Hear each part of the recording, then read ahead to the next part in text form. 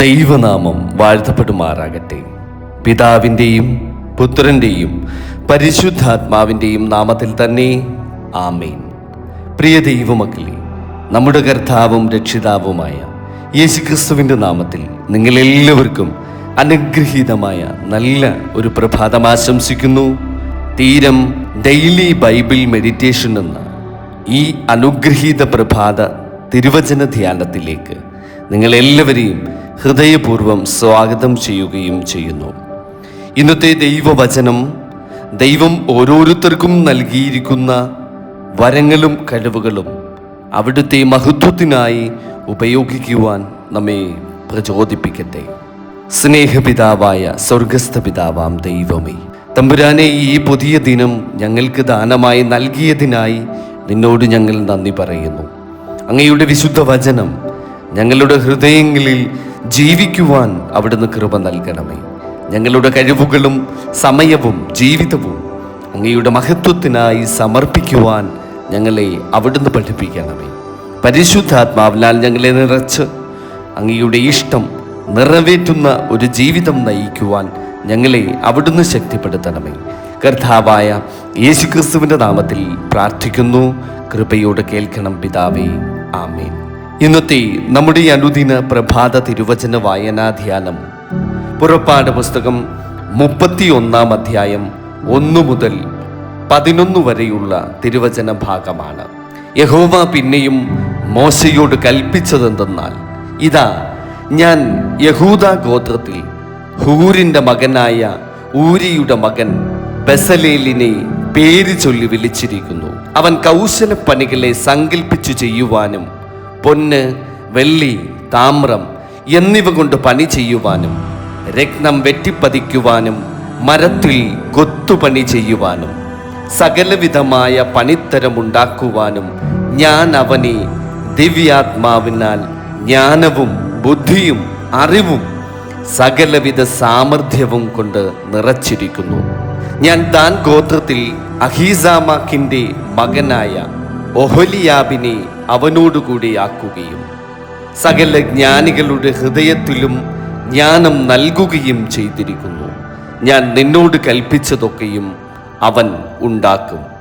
സമാഗമന കൂടാരവും സാക്ഷ്യപെട്ടകവും അതിന്മേലുള്ള കൃപാസനവും കൂടാരത്തിൻ്റെ ഉപകരണങ്ങളൊക്കെയും മേശയും അതിൻ്റെ ഉപകരണങ്ങളും തങ്കം കൊണ്ടുള്ള നിലവിളക്കും അതിൻ്റെ ഉപകരണങ്ങളൊക്കെയും ധൂപപീഠവും ഹോമയാഗപീഠവും അതിൻ്റെ ഉപകരണങ്ങളൊക്കെയും തൊട്ടിയും അതിലെ കാലും വിശേഷ വസ്ത്രങ്ങളും പുരോഹിതനായ അഹരോന്റെ വിശുദ്ധ വസ്ത്രങ്ങളും പുരോഹിത ശുശ്രൂഷയ്ക്കായി അവൻ്റെ പുത്രന്മാരുടെ വസ്ത്രങ്ങളും അഭിഷേക തൈലവും വിശുദ്ധ മന്ദിരത്തിനുള്ള സുഗന്ധ ധൂപവർഗവും ഞാൻ നിന്നോട് കൽപ്പിച്ചതുപോലെയൊക്കെയും അവൻ ഉണ്ടാക്കും. ആമേൻ. ഹല്ലേലൂയ. പ്രിയ സഹോദരങ്ങളെ, ഇന്നത്തെ ഈ തിരുവചനത്തിൽ ദൈവം ബസലേലിനെ പേര് പറഞ്ഞു വിളിക്കുകയും പരിശുദ്ധാത്മാവിനാൽ ജ്ഞാനം നിറച്ച് വിവേകവും വൈദഗ്ധ്യവും നൽകി തിരുനിവാസത്തിൻ്റെ വിശുദ്ധ പ്രവർത്തികൾക്കായി അവനെ നിയമിക്കുകയും ചെയ്യുന്നു. ഒഹൊലിയാബിനെയും അദ്ദേഹത്തോടൊപ്പം സഹായത്തിനായി ദൈവം ഒരുക്കുകയാണ്. ഈ തിരുവചന ഭാഗം നമ്മെ ഒരു വലിയ സത്യം പഠിപ്പിക്കുന്നു. ദൈവം തൻ്റെ ശുശ്രൂഷയ്ക്കായി പുരോഹിതന്മാരെ മാത്രമല്ല വിളിക്കുന്നത്, കലാകാരന്മാരെയും ശില്പികളെയും തൊഴിലാളികളെയും സംഗീതജ്ഞരെയും ഓരോരുത്തരെയും അവിടുന്ന് തൻ്റെ പദ്ധതിക്കായി ഉപയോഗിക്കുന്നു. നമുക്ക് ലഭിച്ച ഓരോ കഴിവുകളും അവയെല്ലാം ദൈവത്തിൻ്റെ ദാനങ്ങളാണ്. ആ കഴിവുകൾ സ്വാർത്ഥ ലാഭത്തിനായി മാത്രം ഉപയോഗിക്കാതെ ദൈവത്തിൻ്റെ മഹത്വത്തിനും മറ്റുള്ളവരുടെ നന്മയ്ക്കുമായി ഉപയോഗിക്കുമ്പോഴാണ് അവയുടെ യഥാർത്ഥ ലക്ഷ്യം നിറവേറ്റപ്പെടുന്നത്. ഇന്ന് നമുക്ക് സ്വയം നമ്മോട് തന്നെ ഒന്ന് ചോദിക്കാം, ദൈവം എനിക്ക് നൽകിയിരിക്കുന്ന കഴിവുകൾ ഞാൻ തിരിച്ചറിയുന്നുണ്ടോ? ആ കഴിവുകൾ ദൈവത്തിൻ്റെ മഹത്വത്തിനായി ഉപയോഗിക്കുന്നുണ്ടോ? പരിശുദ്ധാത്മാവിൻ്റെ നടത്തിപ്പിൽ ജീവിക്കുവാൻ ഞാൻ തയ്യാറാണോ? പ്രിയരെ, ദൈവം വിളിക്കുന്നവരെ അവിടുന്ന് ഒരുക്കുകയും ശക്തിപ്പെടുത്തുകയും ചെയ്യുന്നു. അവിടുത്തെ വിളിക്ക് നാം അതെ എന്ന് പറയുമ്പോൾ നമ്മുടെ ജീവിതം അനേകർക്ക് അനുഗ്രഹമുള്ളതായി മാറുന്നു. ഒരു നിമിഷം നമ്മുടെ കണ്ണുകൾ അടച്ച് നമുക്ക് പ്രാർത്ഥിക്കാം. കരുണാനിധിയായ സ്വർഗസ്ഥ പിതാവാം ദൈവമേ, ഇന്നത്തെ തിരുവചനത്തിലൂടെ ഞങ്ങളോട് അവിടുന്ന് സംസാരിച്ചതിനായി ഞങ്ങൾ നിന്നോട് നന്ദി പറയുന്നു.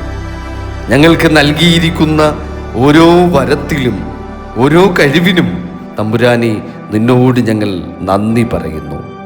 അവയെ അങ്ങയുടെ മഹത്വത്തിനായി ഉപയോഗിക്കുവാനുള്ള ജ്ഞാനവും വിനയവും തമ്പുരാനെ അവിടുന്ന് ഞങ്ങൾക്ക് പ്രദാനം ചെയ്യണമേ. പരിശുദ്ധാത്മാവിനാൽ ഞങ്ങളെ നിറച്ച് അങ്ങയുടെ ഹിതം ചെയ്യുന്ന വിശ്വസ്തരായ ശുശ്രൂഷകരാക്കി തീർക്കുമാറാകണമേ. ഞങ്ങളുടെ കുടുംബങ്ങളെയും ഞങ്ങളുടെ ജോലികളെയും ഞങ്ങളുടെ പഠന മേഖലകളെയും അങ്ങയുടെ തിരുക്കരങ്ങളിലേക്ക് ഞങ്ങൾ സമർപ്പിക്കുന്നു.